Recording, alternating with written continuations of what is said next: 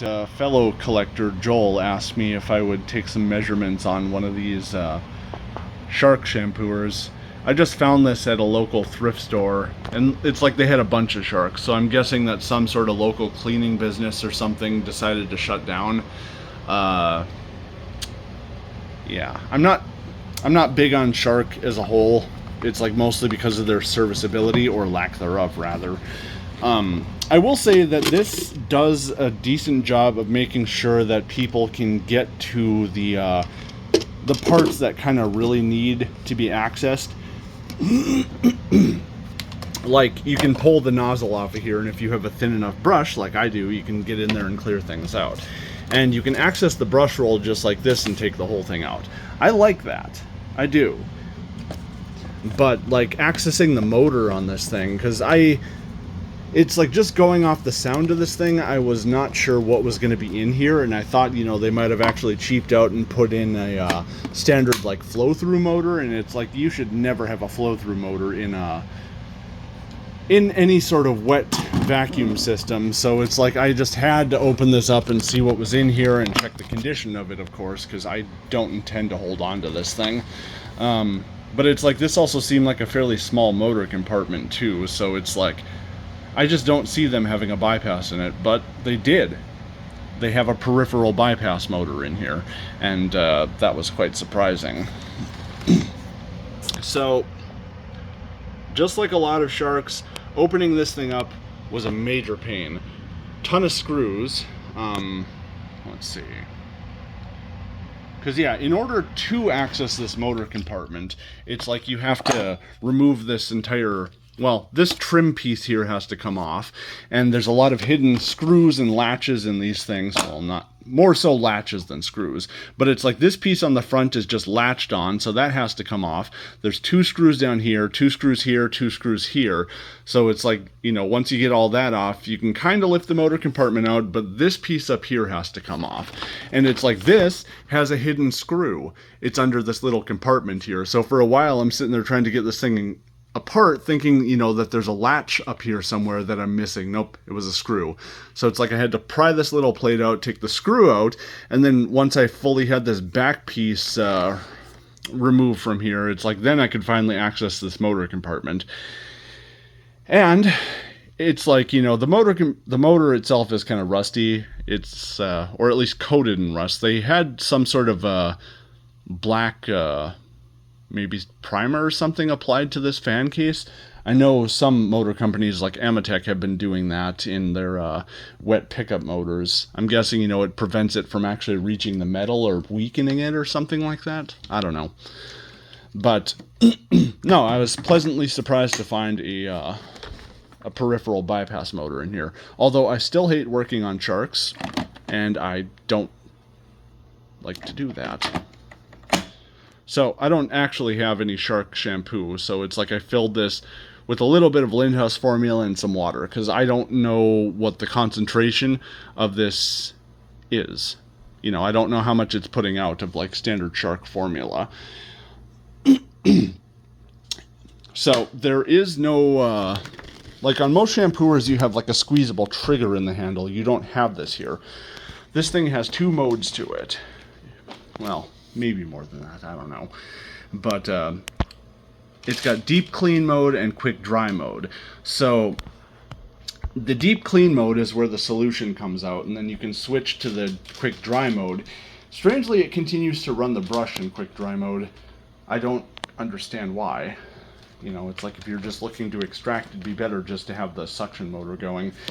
And I don't know if this would have originally had a hose on it or not, and they just broke it or what, but there is a little pedal back here to switch to using the hose. Now, obviously mine doesn't have a hose on it, but it does have all the necessary hardware. From what I've seen, you can't just buy a hose, or at least not a new one. I've seen some used ones on eBay, but you can't just buy a new hose. Parts availability for you. It's another reason I don't like shark. Not that some of the other brands are really that much better these days. So I'm gonna boot this up. I'm just gonna start it up sitting upright, because I don't think it runs the brush when it's upright. So we'll just start off with the motor, and we'll put it in deep cleaning mode, so we're running everything. We'll lean it back. So.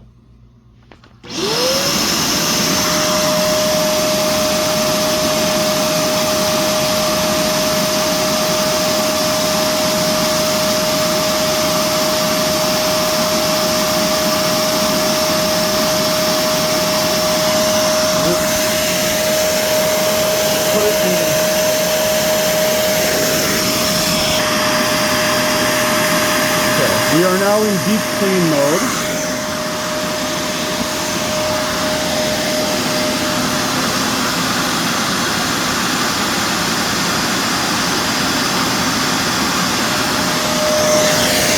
And as you can see, it is outputting water.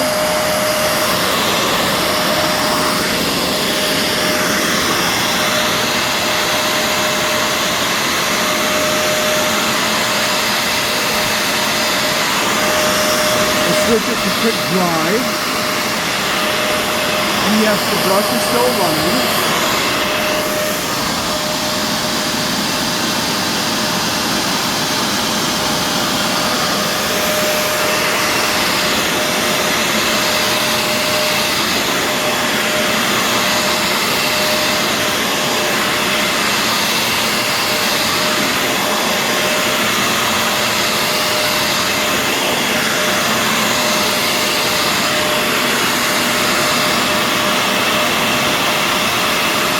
And after you shut it off, it keeps the vacuum motor running for a little bit. Just like a few seconds, I'm guessing, to potentially pull things out of the nozzle if it's still there.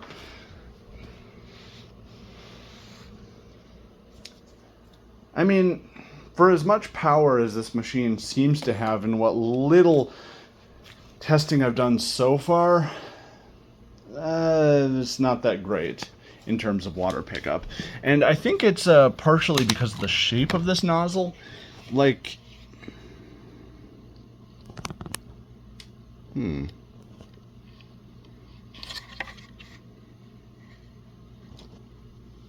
thought there was more of like a raised ridge in the back, so I thought, you know, maybe it wasn't making a very good, I thought it might have been not making a very good seal with the carpet, but I don't know.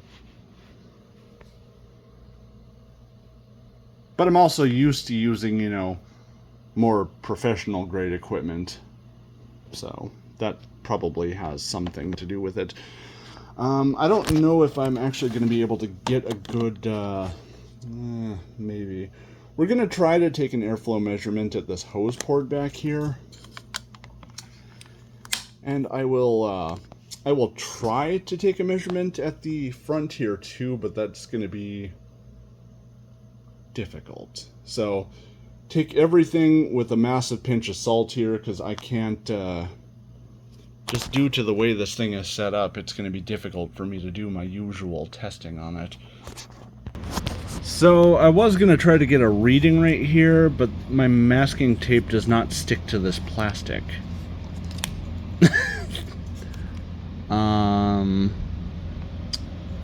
Yeah. Okay, well this one's working a little bit better. The longer one wasn't working. There was just not enough space here to get the cone in. Oh, nope, I spoke too soon. Well, I'm just gonna hold this in place and we're gonna go ahead with it. Okay, so I can't turn the machine on while I'm holding this and holding the camera, so I'm gonna turn this on and we're gonna come back to it.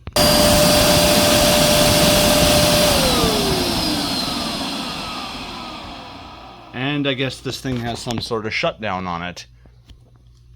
I don't know from what.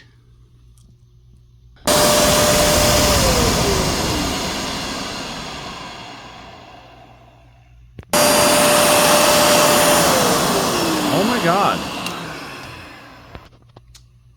So,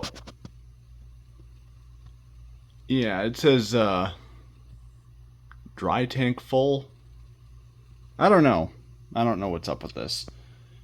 It works fine, but I mean, clearly, you know, it has some sort of sensor or something in it. Well, either way, I'm going to try to take a suction reading at the port down here. Oh.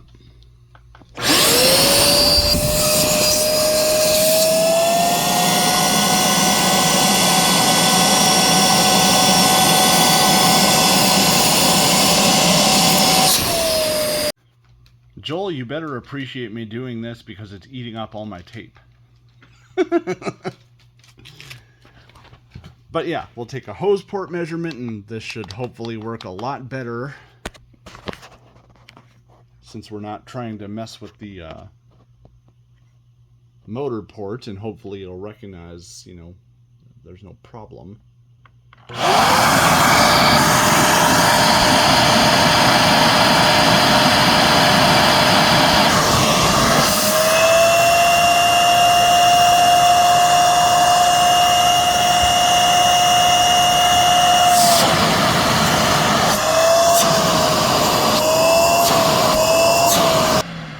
Say I'm actually a little bit surprised, because it's like when I blocked this off when I was first trying this out, it felt like a pretty significant amount of suction. But I suppose, you know, it's just like the funnel trick. When you go from a small port like this, or even, you know, 1.5 inches or 1.25 inches opening, and then you expand that, you know, it feels like there's more of a pull just because you've increased the amount of surface area. So, you know, it's all right. You know, 80 is perfectly fine for a let's try to put this on the airflow box. I still don't know how I'm going to do that exactly. I think what I'm going to do though is I'm going to not lean this back, because if I lean it back, this brush roll is going to turn on, and it does not need to be on, you know. And it'll probably chew up. Well, it's pretty soft, but I don't want it to chew up my foam sealing. All right, so here's my solution to this. I'm going to kind of invert the panel on this, and I put a strip of tape along the back side of here, so that should create a seal on the back side, and then I'll just tape the front. So that's probably about the best I can do with this. But like I said, take this with a pinch of salt, because I'm not feeling super confident in the accuracy of it. So ballpark at best. Okay, let's give this a shot. Okay, so I was going to test the suction real quick before, just to make sure that I had a seal to this. Clearly I had a seal, but it pulled the tape out from under the machine and into the nozzle. Alright, so I'm not going to do the preliminary seal check on this thing, because I'm concerned that it might have that same issue where it just kind of breaks out of it. So we're just going to go ahead and do the airflow, and we'll try to do a suction test afterwards, but I have a feeling it's going to end up the same way. So I might not be able to do that.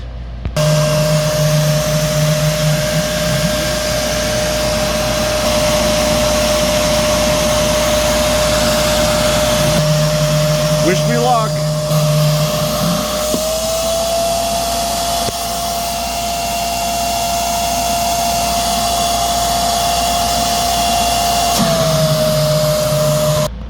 So, it's like I'm glad to see that I didn't crack this. I thought I did, but it turns out that's just a part of the design, and it's on both sides, just not quite as visible for whatever reason.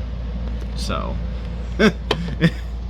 because yeah, like I said, I don't plan on holding on to this. My plan is just to give it a little bit of a cleanup here and just sell it off, because I'm not really a shampooer collector. It's like there's a few of them I keep around, but I don't think that this is going to be a better machine than like my Big Green. And I already have, you know, 2 residential grades with the Hoover Steam Vac, and now that Bissell Big Green Power Brush. So I just don't feel that it's necessary for me to keep this one.